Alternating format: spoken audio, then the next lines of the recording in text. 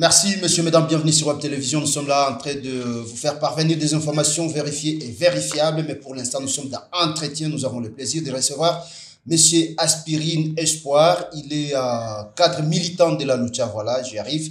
Nous sommes là pour devoir nous entretenir sur la 10e édition du festival Amani qui se tiendra en date du 16, 17, 18 février 2024.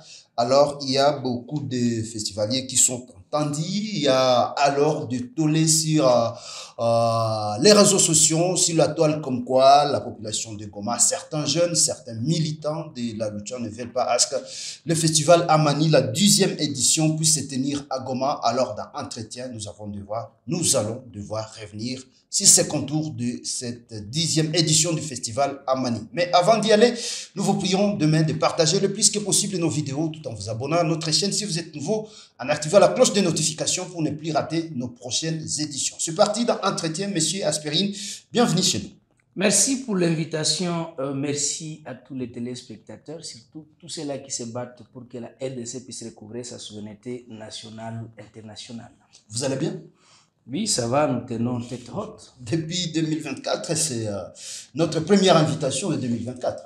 Oui, je suis très heureux. Comme vous le savez, il y a beaucoup de choses et nous devons nous concentrer sur ce qui se passe. Mais quand même, je vois qu'il y a une innovation sur Web TV. Quand même, c'est quelque chose qu'il faut encourager. Merci beaucoup. Chez nous, c'est comme ça. Nous essayons toujours de faire les meilleurs, de donner le meilleur de nous-mêmes pour que nos followers, voilà, puissent nous suivre avec un travail de qualité. Nous essayons toujours de donner le meilleur de nous-mêmes. Voilà. Entretien, je vous l'ai dit, dans l'entrée des jeux, il y a la 10e édition du festival Amani. Ça se tiendra du 16, 17, 18 février 2024, ici à Goma. Vous savez, le festival Amani a sa 10e édition. La première édition, c'était en août 2013, soit c'était du 30, 31 et 1er septembre. Et voilà, pour ce qui était donc de la première édition. Alors, ce festival a pour objectif de devoir rassembler la culture et ainsi offrir un espace de fête loin des polémiques quotidiennes et des séquelles de la guerre, où les peuples de la sous-région, ou soit de la région de Grand Lac, peuvent se rencontrer, penser et s'engager pour un avenir meilleur, mais également redorer l'image de Goma, de l'Est de la République démocratique du Congo et de la sous-région d'une manière générale, et montrer au monde entier la volonté qu'ont les jeunes et les moins jeunes de la région de construire un avenir meilleur et disait, voilà, de leur talent pour y arriver. Voilà, en ce qui concerne donc le festival Amani. Mais ici, à Goma, il s'observe actuellement, des chaînes sont en train de pouvoir s'attaquer, de pouvoir s'apprendre donc à cette 10e édition du festival Amani. À l'occurrence, monsieur Aspirine, lui qui en fait partie, on ne sait pas. Qu'est-ce qui vous arrive? Pourquoi vous ne voulez pas la tenue du festival Amani à Goma, sa 10e édition, Aspirine? En fait, merci d'abord pour l'invitation, je viens là-bas, mais aussi pour la question. Vous savez, ces gens, ils ont dupé la population congolaise maintes fois. Et au-delà, ils ont mis en jour d'ailleurs même leurs objectifs, quelque chose que nous saluons. Mais ces gens, vous savez, ils nous ont vendu les illusions, comme quoi nous allons nous réunir autour d'un cadre d'échange pour discuter sur la paix dans la région des Grands Lacs, mais aussi pour promouvoir la paix. Mais quand vous regardez très bien, quand vous regardez les fonds de leurs objectifs, normalement, le festival Amani devrait être ce cadre d'échange, mais aujourd'hui, ça s'est transformé en business. Mais aussi, nous, on a fini par comprendre, ça ne sert à rien dans cette période tellement compliquée que nous puissions nous rendre dans les stades pour danser, que nous puissions nous rendre dans des salles pour boire, manger, en oubliant que nous sommes en guerre. Et nous sommes quand même, étant cette génération consciente, étant cette jeunesse qui a pris conscience, on ne peut pas accepter que 3 ou 4 individus, en complicité avec certaines fausses autorités, se mettent ensemble, discuter sur comment maintenir la jeunesse dans l'ignorance en outrance. Et nous nous sommes dit, l'autorité doit prendre des mesures. Et loin de ça, on ne refuse pas que leur business ne puisse pas continuer. Nous, on s'oppose que cette business puisse se passer dans cette période très cruciale pour la RDC. Comme vous le savez, j'ai eu la chance quand même de rencontrer quelques diplomates. Et un diplomate qui m'a dit, mais Aspirine, est-ce que la manière dont se comporte la population congolaise, est-ce que vous vous comportez comme une population en guerre ou bien une population en paix? Ça m'a fait réfléchir et je pense que même ceux-là qui organisent cette histoire, ils ont eu la chance de rencontrer les mêmes diplomates que nous avions rencontrés, voyez-vous. Et moi, je suis sûr et certain que si l'autorité préconise réellement l'avancement de la jeunesse, l'épanouissement de la jeunesse, si l'autorité préconise réellement que la paix puisse revenir chez nous, on doit refuser ces histoires et on doit dire à ces gens de revoir leurs objectifs.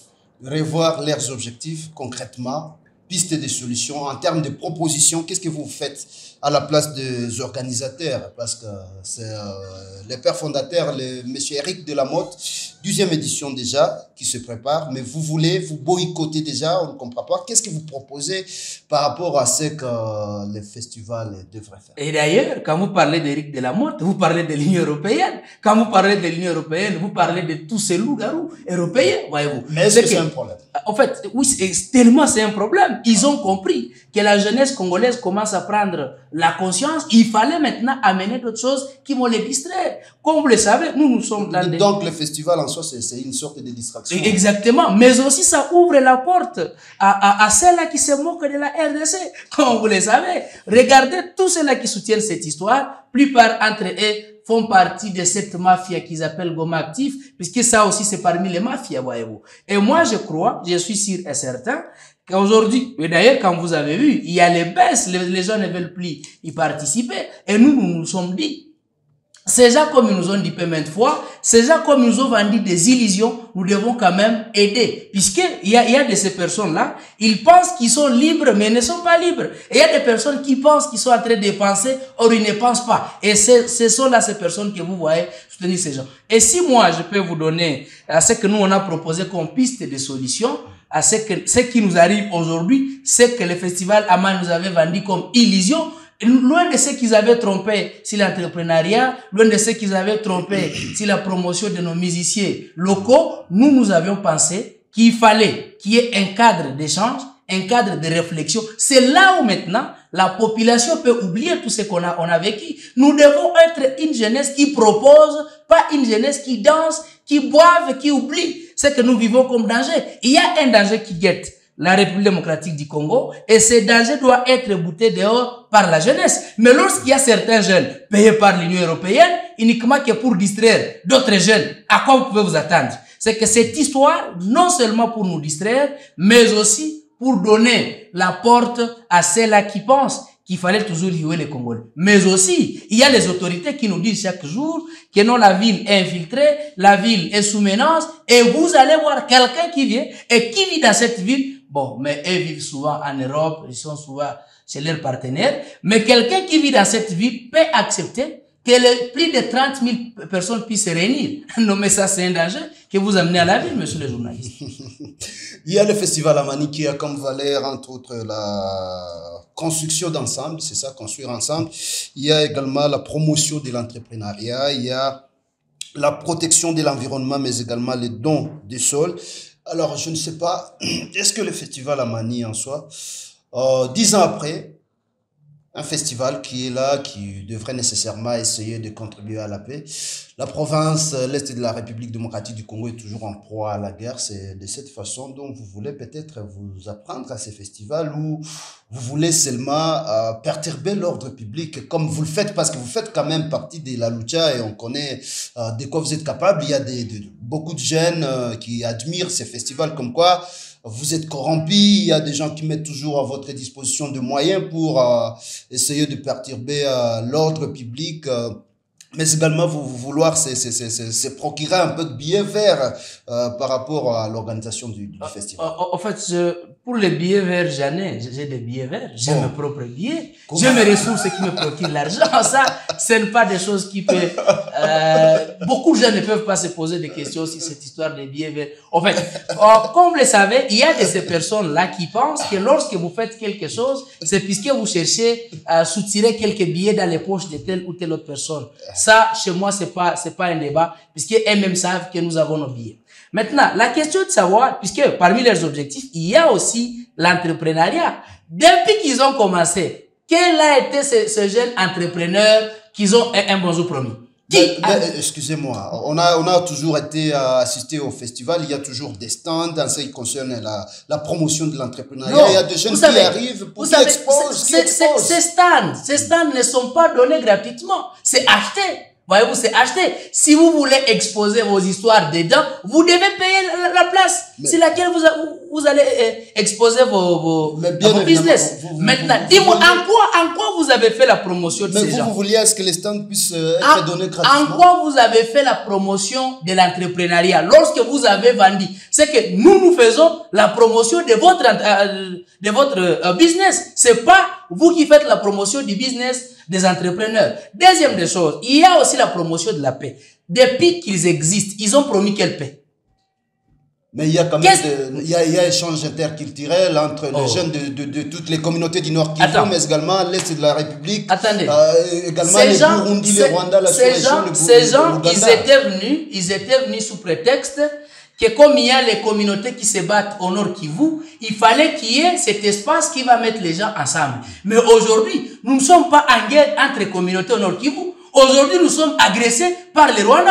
Voyez-vous? Est-ce que vous allez nous mettre ensemble avec les Rwandais? C'est que ces gens, quand ils avaient conçu leurs objectifs, c'est pour dire que non, il y a des communautés qui se battent. Aujourd'hui, nous sommes en pleine guerre d'agression. Et comme ces gens pensent que les gens ne réfléchissent pas, ils préfèrent nous mettre toujours ensemble comme des petits moutons de panurge, danser, mais dans l'entretemps, il y a nos mamans qui sont dans des cas de déplacés. Danser dans l'entretemps, il y a nos petits frères qui n'étudient plus. Danser, mais dans l'entretemps, il y a d'autres jeunes qui sont sur les lignes de front. C'est que nous sommes en train de se moquer de nos compatriotes qui sont sur les lignes de front. Moi, je crois que les gens doivent prendre conscience. Non seulement ces soi-disant organisateurs, cette mafia appelée Festival Amani, mais aussi nos autorités doivent arriver à ce stade de comprendre qu'il n'est plus question de laisser la jeunesse dans la distraction. C'est le grand moment d'orienter les idées de la jeunesse. Je ne refuse pas. Leur idée, c'était tellement génial. Mais le moment et la période, c'est pas une période propice pour ces histoires. Est-ce que vous croyez que, en ce qui concerne la culture, dans la sous-région, mais il y a quand même la promotion de la jeunesse, il y a des jeunes artistes qui sont en train de prester depuis la première édition jusqu'à maintenant, il y a des jeunes qui se vendent au reste du monde. C'est une image quand même positive de la ville de Goma, on ne peut pas refuser. Vous savez, c'est tellement bon, on ne refuse pas, c'est tellement bon. Mais malheureusement, ces jeunes que nous voyons se produire sur leur podium, souvent on les trompe. Tu auras $1000, tu auras je ne sais pas quoi. Mais demandez ces jeunes, je connais parmi ceux-là qui ont été appelés, je prends le temps de les citer, il y a Willow Miller qui a été invité. Il y a même d'autres. Demandez-les si on leur paie cet argent.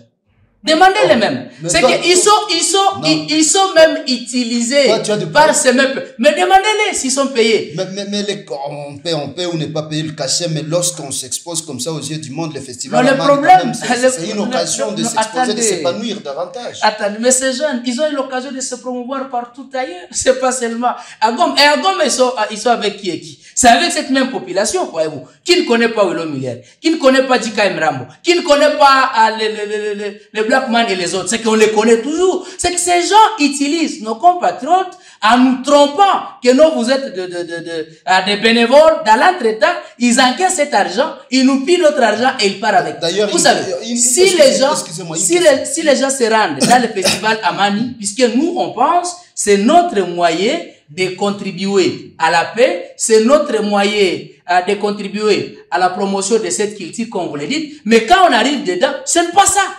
Quand vous arrivez, vous allez vous rendre compte qu'il y a d'autres choses. C'est que, qu'est-ce qu'ils ont fait? Ils ont fait la politique de la belle apparence. Et quelle est cette politique? Belle image.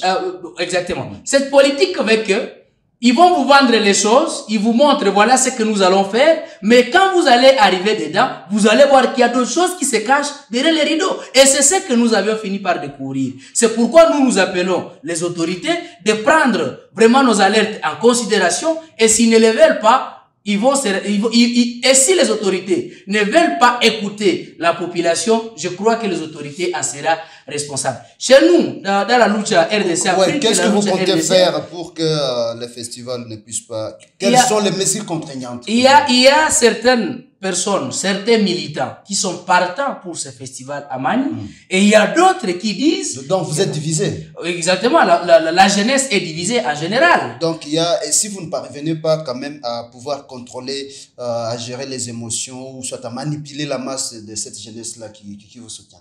Non, nous ne sommes pas là pour manipuler la masse. Nous ne sommes pas là, non. Mais nous sommes là, nous voulons que les gens puissent prendre conscience. Mais quand vous et la prise de conscience... Quand vous changez la vie de quelqu'un, c'est manipuler déjà. Non, nous ne sommes pas des politiciens pour manipuler les gens. Nous voulons que les gens puissent prendre conscience. Et d'ailleurs, je suis très heureux puisque vous faites partie de ceux-là qui ont pris conscience.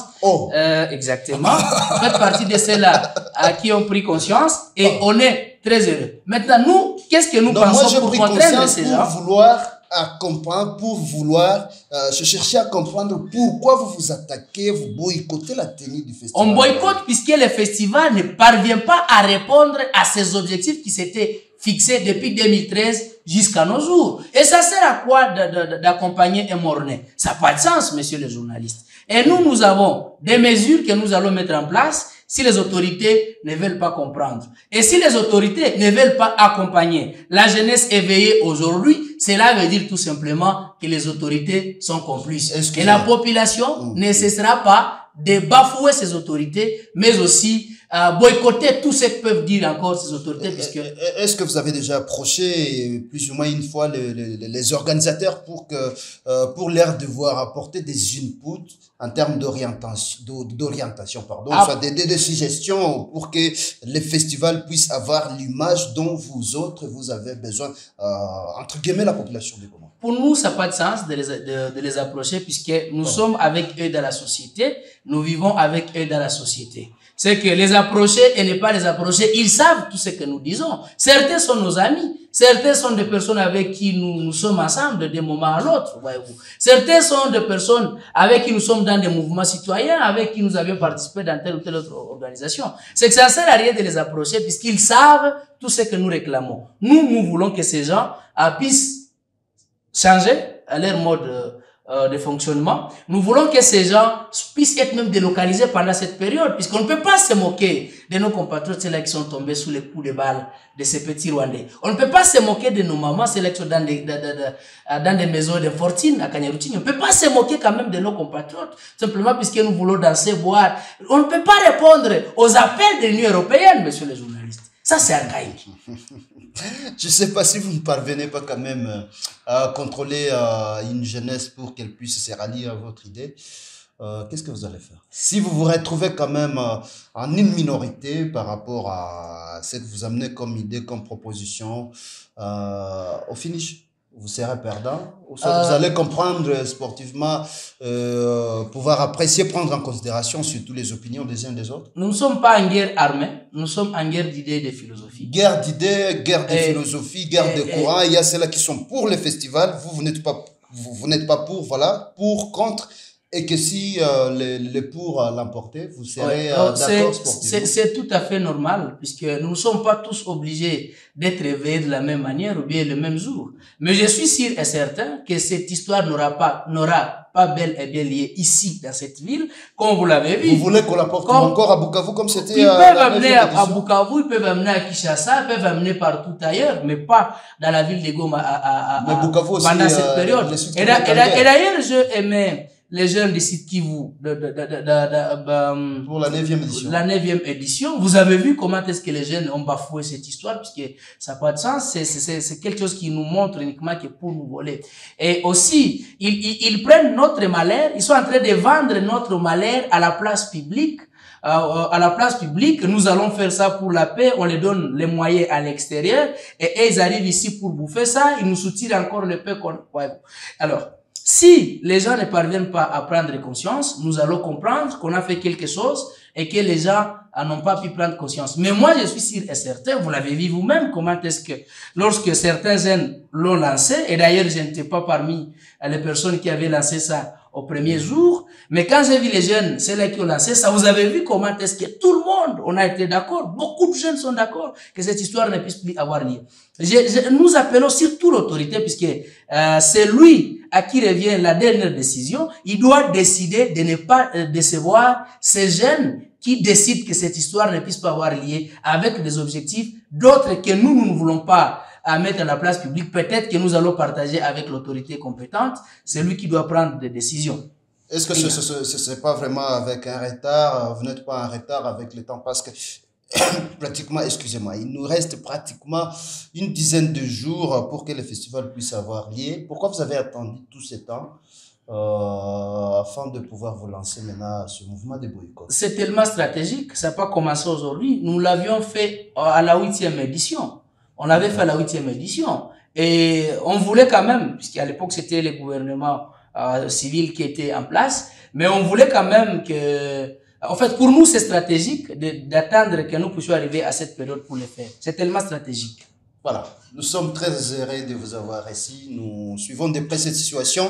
On verra entre vous qui êtes contre et ceux-là qui sont pour, à qui reviendra la raison. Nous sommes arrivés complètement à la fin de notre entretien. C'est tout un plaisir de vous avoir ici, M. Aspiri. En fait, ce n'est pas la guerre, pour préciser aussi, pour citer, c'est pas la guerre, nous ne sommes pas en guerre armée, quoique elle commence déjà des menaces, puisque nous recevons déjà des menaces de certaines personnes, mais on s'en fout, puisque et nous leur disons, quoi qu'il nous arrive, quoi qu'il en coûte, nous allons toujours persévérer et nous n'allons pas reculer en arrière. C'est là qui décide d'accompagner cette mafia, nous allons les considérer comme mafiataires aussi, et c'est là qui décide d'empêcher cette mafia, c'est comme des personnes envoyées par Dieu pour sauver ceux-là qui ne veulent pas réfléchir. Et on encourage la jeunesse, nous leur disons d'être toujours debout. Nous n'allons pas reculer en arrière. Ça revient maintenant à l'autorité de prendre des mesures avant que les jeunes ne puissent décider autrement. Nous avons beaucoup de stratégies que nous ne voulons pas mettre à la place publique, mais ceux-là qui vont se joindre à nous dans cette guerre, ils auront tout ce qu'on a mis en place comme stratégie. Voilà. Je constate que c'est votre conclusion. C'est tout un plaisir. Voilà, messieurs, mesdames, merci. Aimez et partagez le plus que possible notre vidéo. Abonnez-vous si vous êtes nouveau à notre chaîne tout en activant la cloche de notification pour ne plus rater nos prochaines éditions. Nous étions dans Entretien, Festival à Mani. Ça sera 16, 17, 18 février 2024. Mais il y a déjà des boycotts qui s'annoncent, c'est depuis un temps. Et voilà, nous avons eu l'honneur de devoir recevoir M. Espoir Aspirine, lui qui fait partie de ce jeune-là, militants de la Lucha qui ne sont pas d'accord pour la continuité ou soit la tenue du festival à Mani à Goma. Voilà, c'est tout un plaisir. Merci, à la prochaine.